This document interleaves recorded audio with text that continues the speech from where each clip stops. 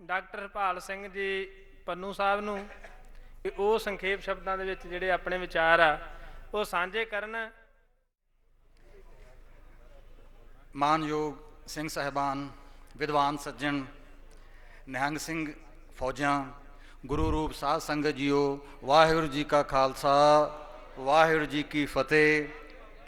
ਮੈਂ ਇਹ ਅੱਛੀ ਤਰ੍ਹਾਂ ਜਾਣਦਾ ਕਿਉਂਕਿ ਮੈਂ ਵੀ ਸੰਗਤ ਰੂਪ ਦੇ ਵਿੱਚ ਬੈਠਾ ਰਿਹਾ। ਭਾਈਓ ਭੈਣੋ, ਵੀ ਥਕੇਵਾਂ ਬਹੁਤ ਹੋ ਗਿਆ। ਇਹ ਆਪਣੇ 'ਤੇ ਜ਼ਿਆਦਤੀ ਹੈ ਵੈਸੇ ਬਹੁਤ ਜ਼ਿਆਦਾ। ਇੰਨਾ ਲੋਡ ਹੈ ਜਿਹੜਾ ਨਾ, ਉਹ ਸਾਡੇ ਪਿਸਟਨ ਸਲੀਵ ਖਰਾਬ ਹੋ ਜਾਣਗੇ ਇਹਦੇ ਨਾਲ। ਤੋ ਬੇਨਤੀ ਇਹ ਹੈ, ਮੈਂ ਸੰਖੇਪ 'ਚ ਸਿਰਫ 2-3 ਇਸ਼ਾਰੇ ਕਰਨੇ ਨੇ। ਸਭ ਤੋਂ ਪਹਿਲਾਂ ਤਾਂ ਅਸੀਂ ਜਿਹੜੇ ਬੁੱਢੇ ਹਾਂ ਨਾ, ਸਾਡਾ ਫਰਜ਼ ਇਹ ਹੈ ਕਿ ਆਪਣੇ ਤੋਂ ਛੋਟਿਆਂ ਦੀ ਕਦਰ ਕਰੀਏ। ਮੇਰੇ ਸਾਹਮਣੇ ਮੇਰਾ ਇੱਕ ਵਿਦਿਆਰਥੀ ਬੈਠਾ ਹੈ, ਉਹਦਾ ਨਾਂ ਹੈ ਰਣਜੋਤ ਸਿੰਘ। ਵਿਦਿਆਰਥੀ ਸੰਗਤ ਦੇ ਦਰਸ਼ਨ ਕਰੇ। ਇਹਨੇ PhD ਕੀਤੀ ਹੈ ਜੀ ਦਸਮ ਗ੍ਰੰਥ ਸਾਹਿਬ 'ਤੇ। ਨਾਂ ਵੀ ਰਣਜੋਤ ਸਿੰਘ ਹੈ ਅਤੇ ਯੋਧਿਆਂ ਵਾਂਗੂ ਜੂਝਿਆ। ਮੈਦਾਨ 'ਚ ਵਿਰੋਧਤਾਈਆਂ ਬਹੁਤ ਹੋਈਆਂ। ਦੂਜੀ ਸੂਚਨਾ ਆਪ ਜੀ ਨੂੰ ਇਹ ਦੇਣੀ ਹੈ ਕਿ ਡਾਕਟਰ ਹਰਭਜਨ ਸਿੰਘ ਜੀ ਨਾਲ ਇਸ ਵੇਲੇ ਸ੍ਰੀ ਦਸਮ ਗ੍ਰੰਥ ਸਾਹਿਬ 'ਤੇ 2 ਵਿਦਿਆਰਥੀ PhD ਕਰ ਰਹੇ ਨੇ। ਦਾਸ ਨਾਲ 2 ਵਿਦਿਆਰਥੀ PhD ਕਰ ਰਹੇ ਨੇ। ਬਹੁਤ ਸਾਰੀਆਂ ਵਿਰੋਧਤਾਈਆਂ ਦੇ ਬਾਵਜੂਦ ਹੀ ਬਹੁਤ ਇਤਰਾਜ਼ ਹੋ ਰਿਹਾ, ਬਹੁਤ ਮੁਸ਼ਕਲਾਂ 'ਚੋਂ ਲੰਘਣਾ ਪੈ ਰਿਹਾ। ਇਸ ਕਰਕੇ ਮੈਂ ਅਰਜ਼ ਕੀਤੀ ਹੈ ਸ਼ੁਰੂ 'ਚ ਹੀ ਇਹ ਕਿ ਲਗਭਗ 10 ਸਾਲ ਪਹਿਲੋਂ ਤੋਂ ਜਦੋਂ ਪ੍ਰਚੰਡ ਰੂਪ ਦੇ ਵਿੱਚ ਦਸਮ ਗ੍ਰੰਥ ਸਾਹਿਬ ਦੇ ਨਿੰਦਕਾਂ ਨੇ ਆਪਣੀ ਕਲਮ ਅਤੇ ਆਪਣੀ ਜ਼ੁਬਾਨ ਤੇਜ਼ ਕੀਤੀ, ਤਾਂ ਅਸੀਂ ਜਿੰਨੇ ਕੁ ਸਮਰੱਥਾ ਸੀ ਉਹਦਾ ਵਿਰੋਧ ਕੀਤਾ। ਡਾਕਟਰ ਜੋਤ ਸਿੰਘ, ਡਾਕਟਰ ਹਰਭਜਨ ਸਿੰਘ, ਅਨੁਰਾਗ ਸਿੰਘ ਦਾਸ, ਪੱਤਰਕਾਰਾਂ 'ਚੋਂ ਗੁਰਚਰਨ ਸਿੰਘ ਲਾਂਬਾ, ਇਕੱਲੇ, ਸਿਰਫ ਇਕੱਲੇ। ਤੋ ਉਹਦੇ 'ਚ ਹੋਇਆ ਕਿ ਜੋ ਜੋ ਸਾਡੀਆਂ ਗਤੀਵਿਧੀਆਂ ਸਨ, ਆਪਾਂ ਦਿਲ ਦੀਆਂ ਗੱਲਾਂ ਕਰਨ ਲਈ ਇਕੱਠੇ ਹੋਏ ਹਾਂ, ਜੋ ਗਤੀਵਿਧੀਆਂ ਸਨ, ਸੰਤ ਬਾਬਾ ਨਿਹਾਲ ਸਿੰਘ ਹਰੀਆਂ ਵੇਲਾਂ ਵਾਲਿਆਂ ਨੂੰ ਜੀ ਮੈਂ ਖੱਤ ਲਿਖਦਾ ਰਿਹਾ, ਅਤੇ ਨਾਲ ਆਰਟੀਕਲ ਵਿਰੋਧੀਆਂ ਦੇ ਵੀ ਆਪਣੇ ਵੀ। ਇਸੇ ਤਰ੍ਹਾਂ ਸਤਿਕਾਰਯੋਗ ਸੰਤ ਬਾਬਾ ਆਪਣੇ ਨਿਹੰਗ ਸਿੰਘਾਂ ਦੇ ਜੱਥੇ ਦੇ ਸੰਤਾ ਸਿੰਘ ਜੀ, ਉਹਨਾਂ ਦਾ ਐਡਰੈਸ ਸੀ ਮੇਰੇ ਕੋਲ, ਉਹਨਾਂ ਨੂੰ ਮੈਂ ਪੋਸਟ ਕਰਦਾ ਰਿਹਾ ਇਸ ਆਸ ਨਾਲ ਵੀ ਜੇ ਕਿਤੇ ਇਹਨਾਂ ਵੱਲੋਂ ਸ਼ਾਬਾਸ਼ ਦਾ ਇੱਕ ਖਾਤਾ ਜੇ ਨਾ ਤਾਂ ਫਿਰ ਮੈਂ ਡੋਲਾ ਨਾ। ਮੈਂ ਅਸੀਂ 4-5 ਜਣੇ ਥੋੜ੍ਹੇ ਰਹਿ ਗਏ ਸੀ। ਵਿਸ਼ਵਾਸ ਜ਼ਰੂਰ ਸੀ ਵੀ ਗੁਰੂ ਮਹਾਰਾਜ ਸੱਚੇ ਪਾਤਸ਼ਾਹ ਸਾਡੀ ਪੈਜ ਰੱਖਣਗੇ, ਲੇਕਿਨ ਆਪਾਂ ਲਿਖਤੀ ਵੀ ਜ਼ਬਾਨੀ ਵੀ ਆਪਾਂ ਉਤਸ਼ਾਹ ਦੇਣਾ ਉਹਨਾਂ ਲੋਕਾਂ ਨੂੰ ਜਿਹੜੇ ਇਸ ਕੰਮ ਕਰਨ ਵਾਸਤੇ ਯਤਨਸ਼ੀਲ ਨੇ ਅਤੇ ਖਤਰੇ ਉਠਾ ਰਹੇ ਨੇ। ਤੀਜੀ ਗੱਲ ਇਹ ਕਿ ਹੁਣੀ ਗੱਲ ਚੱਲੀ ਸੀ, ਸਭ ਤੋਂ ਵੱਡਾ ਅਟੈਕ ਉਹਨਾਂ ਦਾ ਹੁੰਦਾ ਹੈ ਚਰਿਤਰੋਪਾਖਿਆਨ 'ਤੇ। ਚਰਿਤਰੋਪਾਖਿਆਨ 'ਤੇ ਇਸ ਲਈ ਕਿ ਉਹਦੇ ਵਿੱਚ ਔਰਤ ਅਤੇ ਮਰਦ ਦੇ ਸੰਬੰਧਾਂ ਦੇ ਜ਼ਿਕਰ ਨੇ। ਔਰਤ ਅਤੇ ਮਰਦ ਕੀ ਚੀਜ਼ ਹੈ ਭਲਾ? ਇਹ ਜਿੰਨਾ ਕੁ ਦਾਸ ਨੂੰ ਪਤਾ ਲੱਗਿਆ ਦਸਮ ਗ੍ਰੰਥ ਦਰਸ਼ਨ ਦਾ ਚਿੰਤਨ ਕਰਦਿਆਂ ਹੋਇਆਂ ਕਿ ਬੇਸਿਕਲੀ ਆਤਮਾ ਹੈ ਜਿਹਨੇ ਇਹ ਲਿਬਾਸ ਧਾਰੇ ਹੋਏ ਨੇ। ਮੈਂ ਜੇ ਕੁੜਤਾ ਪਜਾਮਾ ਪਹਿਨ ਲਿਆ ਤਾਂ ਇਹਦੇ ਨਾਲ ਇਹ ਪੈਂਟ ਕਮੀਜ਼ ਹੈ ਮੇਰੀ, ਇਹਦੇ ਨਾਲ ਮੈਂ ਅੰਗਰੇਜ਼ ਨਹੀਂ ਹੋ ਗਿਆ। ਉਹਨਾਂ ਦਾ ਲਿਬਾਸ ਹੈ, ਇਹ ਮੈਂ ਲਿਬਾਸ ਟੈਂਪਰੇਰੀਲੀ ਪਹਿਨ ਲਿਆ। ਆਤਮਾ ਜਿਹਦਾ ਕੋਈ ਲਿੰਗ ਨਹੀਂ, ਉਹਨੇ ਆਹ ਮਰਦ ਦਾ ਲਿਬਾਸ ਪਹਿਨ ਲਿਆ। ਇੱਕੋ ਬੀਬੀ ਬੈਠੀ ਹੈ, ਆਤਮਾ ਨੇ ਇੱਕ ਔਰਤ ਦਾ ਲਿਬਾਸ ਪਹਿਨ ਲਿਆ।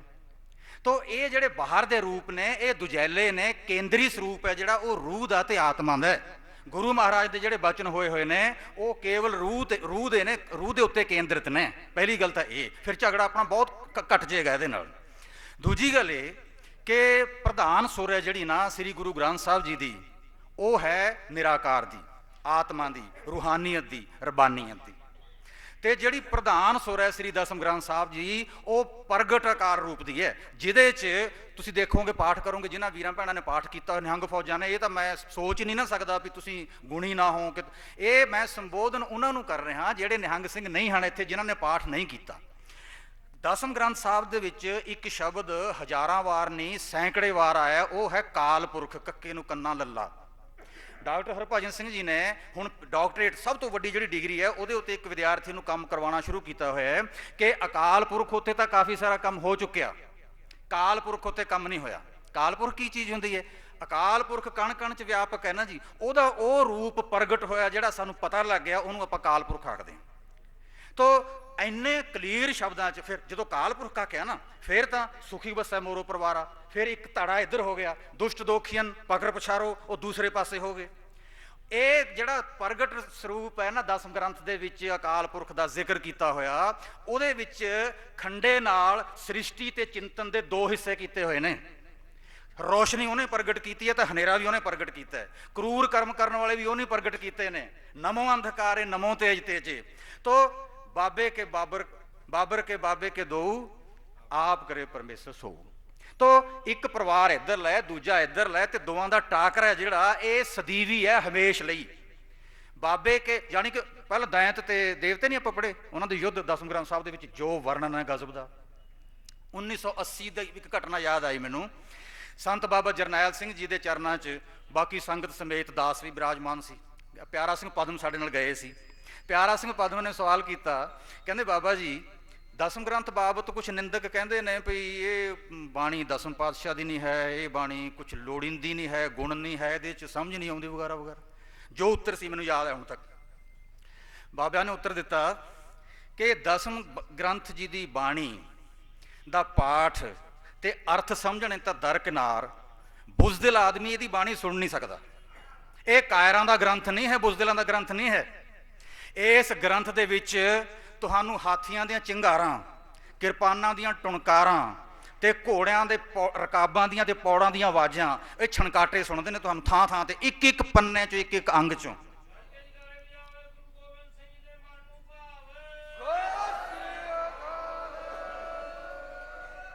ਆਪਾਂ ਥੋੜਾ ਦੇਰ ਨਾਲ ਇਕੱਠੇ ਹੋਏ, ਇੰਨਾ ਮਨ ਖਿੜਿਆ ਹੋਇਆ ਇਹ ਖਿੜੀਆਂ ਹੋਈਆਂ ਫੌਜਾਂ ਨੂੰ ਦੇਖ ਕੇ ਕਿ ਮੈਨੂੰ ਹੁਣ ਇਉਂ ਲੱਗਦਾ ਵੀ ਮੈਂ ਇਕੱਲਾ ਨਹੀਂ ਹਾਂ, ਮੇਰੇ ਨਾਲ ਮਹਾਰਾਜ ਦੀਆਂ ਲਾਡਲੀਆਂ ਫੌਜਾਂ ਨੇ।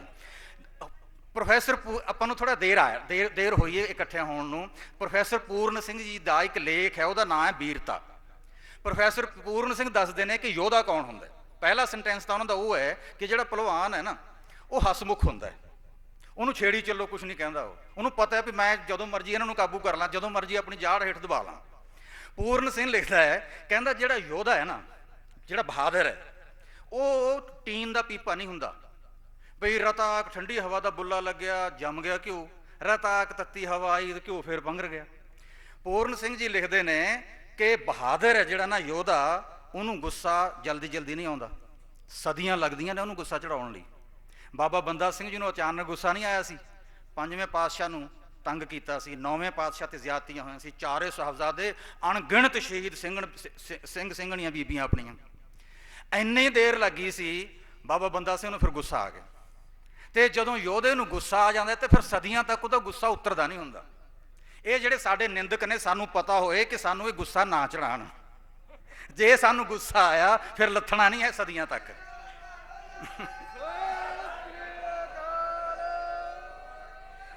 ਮਨ ਬਿਰਤੀ ਲਾਸਟ, ਬਸ ਮੈਂ ਕਿਉਂਕਿ ਵਾਅਦਾ ਕੀਤਾ ਸੀ ਸ਼ੁਰੂ 'ਚ ਵੀ ਥਕਾਵਾਂਗਾ ਨਹੀਂ, ਬਸ ਅਖੀਰਲੀ ਇੱਕ ਉਦਾਹਰਨ ਦੇ ਕੇ ਔਰ ਮੈਂ ਫੋਕਸ ਰੱਖਾਂਗਾ ਉਸੇ ਥਾਂ ਤੇ ਚਰਿਤਰੋਪਾਖਿਆਨ ਤੇ ਕਿ ਬੰਦੇ ਦੀ ਬਿਰਤੀ ਕੀ ਹੁੰਦੀ ਹੈ।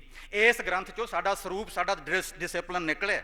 ਇਹ ਜਿਹੜੀਆਂ ਫੌਜਾਂ ਨੇ ਨਾ, ਜਿਹੜੇ ਲਿਬਾਸ ਨੇ, ਇਹ ਦਸਮ ਗ੍ਰੰਥ ਦਾ ਪ੍ਰਤਾਪ ਨੇ। ਗੁਰੂ ਗ੍ਰੰਥ ਸਾਰੇ ਸੰਸਾਰ ਦਾ ਰੂਹਾਨੀਅਤ ਤੇ ਨਿਰੀ ਪ੍ਰਗਟ ਰੂਪ ਇਹ ਹੈ।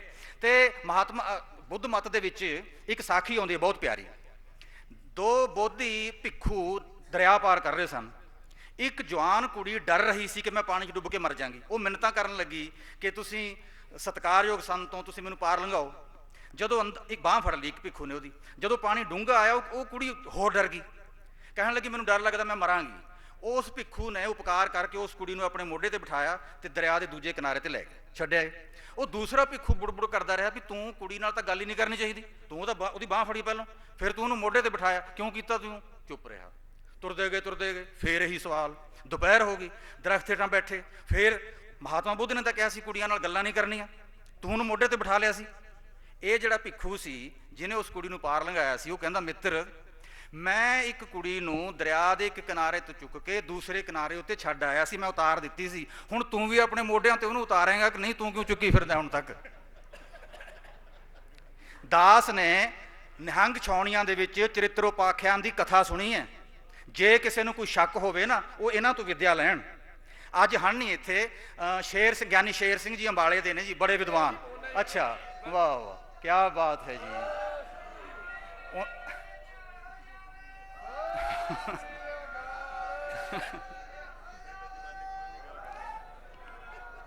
ਤੋ ਆਪਾਂ ਬੜਾ ਮਨ 'ਚ ਮੇਰੇ, ਜਦੋਂ ਮੇਰੇ ਦਰਸ਼ਨ ਹੋਏ ਜਲੰਧਰ ਲਾਂਬਾ ਸਾਹਿਬ ਨੇ ਕਰਾਏ ਸੀ, ਉਹਨਾਂ ਨੇ ਜੋ ਬਚਨ ਕਹੇ ਉਹ ਮੇਰੇ ਦਿਲ 'ਚ ਵਸੇ ਹੋਏ ਨੇ। ਨਿਹੰਗ ਸਿੰਘਾਂ ਕੋਲ ਕੀਰਤਨੀਆਂ ਬੜੇ ਸੋਹਣੇ ਨੇ, ਵਿਦਵਾਨ ਬੜੇ ਸੋਹਣੇ ਨੇ। ਲਾਸਟ ਦੇ ਵਿੱਚ ਇੱਕ ਬਚਨ ਵੱਡਿਆਂ ਦਾ, ਸਵਾਮੀ ਰਾਮ ਕ੍ਰਿਸ਼ਨ ਪਰਮਹੰਸ, ਲਿਬਾਸ ਕੀ ਹੁੰਦਾ, ਜਿਹਨੇ ਦਾੜੀ ਕੇਸਾਂ ਦੀ ਬੇਅਦਬੀ ਕੀਤੀ ਹੋਈ ਹੈ, ਮੈਨੂੰ ਇਹ ਲੱਗਦਾ ਕਿ ਮੈਂ ਥੋੜ੍ਹਾ ਜਿਹਾ ਉਹਦੇ ਨਾਲੋਂ ਠੀਕ ਹਾਂ, ਕਿਉਂਕਿ ਮੈਂ ਸਾਬਤ ਸੂਰਤ ਹਾਂ। ਮੇਰੇ ਨਾਲੋਂ ਵੱਧ ਠੀਕ ਨਿਹੰਗ ਸਿੰਘ ਫੌਜਾਂ ਨੇ, ਕਿਉਂਕਿ ਗੁਰੂ ਦਾ ਪ੍ਰਾਚੀਨ ਸਰੂਪ ਹੈ ਜਿਹੜਾ ਪੰਥ ਦਾ, ਉਹ ਤੁਹਾਡੇ ਕੋਲ ਹੀ ਹੈ। ਸਰੂਪ ਇਕੱਲਾ ਕੁਝ ਨਹੀਂ ਕਰਦਾ, ਅੰਦਰ ਜੇ ਗੁਰਬਾਣੀ ਦਾ ਵਾਸਾ ਨਹੀਂ ਹੈ ਫਿਰ ਤਾਂ ਭੇਖ ਹੋ ਗਿਆ। ਤੁਹਾਡੇ ਕੋਲ ਗੁਰਬਾਣੀ, ਸ਼੍ਰੀ ਗੁਰਬਾਣੀ ਵੀ, ਸ਼੍ਰੀ ਦਸਮ ਗ੍ਰੰਥ ਵੀ, ਲਿਬਾਸ ਵੀ, ਤੇ ਲਿਬਾਸ ਸੰਬੰਧੀ ਸਵਾਮੀ ਰਾਮ ਕ੍ਰਿਸ਼ਨ ਪਰਮਹੰਸ ਨੂੰ ਪੁੱਛਿਆ ਸੀ ਉਹਦੇ ਸ਼ਰਧਾਲੂਆਂ ਨੇ ਕਿ ਜੀ ਲਿਬਾਸ ਦੀ, ਇਹਦੀ ਰਹਿਤ ਦੀ, ਇਹਦੀ ਲੋੜ ਹੈਗੀ ਕੋਈ? ਕਹਿੰਦੇ ਬਿਲਕੁਲ ਬਾਕਾਇਦਾ। ਕਿਉਂ ਜੀ? ਜੇ ਅੰਦਰ ਹੀ ਰੱਬ ਹੋਵੇ ਫਿਰ ਇਹਦੀ ਕੀ ਲੋੜ ਹੈ? ਉਹਨਾਂ ਦਾ ਉੱਤਰ ਧਿਆਨ ਨਾਲ ਸੁਣਨਾ ਸਾਧ ਸੰਗਤ ਜੀ। ਉਹ ਕਹਿੰਦੇ ਕਿ ਜੀਰੀ ਹੈ ਨਾ ਜਿਹੜੀ, ਚੌਲ ਦਾ ਲਿਬਾਸ ਫੱਕ ਹੁੰਦੀ ਹੈ। ਚੌਲ ਨੇ ਲਿਬਾਸ ਦੇ ਫੱਕ ਦਾ ਲਿਬਾਸ ਪਹਿਨਿਆ ਹੈ, ਫੱਕ ਦੇ ਕੱਪੜੇ ਪਹਿਨੇ ਹੋਏ ਨੇ। ਜੇ ਆਪਾਂ ਉਹ ਲਿਬਾਸ ਚੌਲ ਨਾਲੋਂ ਵੱਖਰਾ ਕਰ ਦਈਏ ਨਾ ਤਾਂ ਚੌਲ ਖਾਣ ਦੇ ਕੰਮ ਤਾਂ ਆਏਗਾ, ਉਹ ਜਰਮੀਨੇਟ ਨਹੀਂ ਹੋਏਗਾ, ਉਹਦੇ ਵਿੱਚ ਕ੍ਰੀਏਸ਼ਨ ਨਹੀਂ ਹੋਏਗੀ, ਉੱਗੇਗਾ ਨਹੀਂ ਉਹ। ਸੋ ਅੰਦਰ ਜਿੰਨੀ ਮਰਜ਼ੀ ਰੂਹਾਨੀਅਤ ਹੁੰਦੀ ਰਹੇ, ਜਦੋਂ ਤੱਕ ਅਸੀਂ ਲਿਬਾਸ ਰਾਹੀਂ ਇਹ ਐਲਾਨ ਨਹੀਂ ਕਰਦੇ ਕਿ ਮੇਰੇ ਅੰਦਰ ਦਸਮ ਪਾਤਸ਼ਾਹ ਹਜ਼ੂਰ ਦੇ ਚਰਨਾਂ ਦੀ ਧੂੜ ਹੈ, ਰਤਾ ਯਾਦ ਹੈ, ਉਦੋਂ ਤੱਕ ਫਿਰ ਆਪਣੇ ਅੰਦਰਲੀ ਬਾਣੀ ਦੀ ਕਦਰ ਬਿਲਕੁਲ ਨਹੀਂ ਪੈਣੀ। ਸੋ ਇੰਨੀਆਂ ਕੁ ਬੇਨਤੀਆਂ ਦਾਸ ਦੀਆਂ, ਕੋਈ ਭੁੱਲ ਚੁੱਕ ਹੋਈ ਹੋਵੇ, ਗੁਰੂ ਖਾਲਸਾ ਪੰਥ ਬਖਸ਼ਣਹਾਰ ਅੱਗੋਂ ਨੂੰ ਇਸੇ ਤਰ੍ਹਾਂ ਜੇ ਹੌਸਲਾ ਅਫਜ਼ਾਈ ਮਿਲਦੀ ਰਹੀ, ਆਪਾਂ ਰਲ ਮਿਲ ਕੇ ਬਹੁਤ ਕੰਮ ਕਰਾਂਗੇ ਜੀ। ਵਾਹਿਗੁਰੂ ਜੀ ਕਾ ਖਾਲਸਾ, ਵਾਹਿਗੁਰੂ ਜੀ ਕੀ ਫਤਿਹ।